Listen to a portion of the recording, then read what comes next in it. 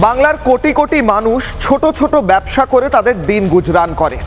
কেউ ছোট মুদির দোকান চালায়, কেউ বা রিক্সা চালান, অটো চালান, কেউ বা ফাস্ট ফুড সেন্টার চালান রাস্তার ধারে।